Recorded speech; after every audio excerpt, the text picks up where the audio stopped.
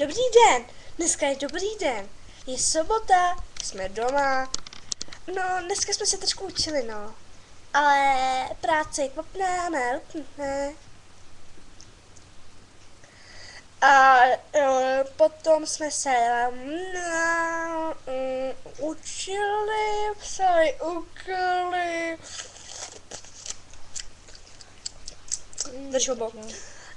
Potom jsem si čistila zuby, potom jsem si čistila druhý zuby. Ale vůbec to nejde poznat.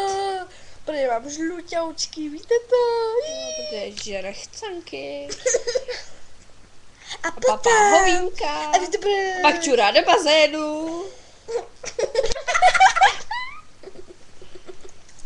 A je z toho maďarský guláš. Zdar a sílu najdeš pívu.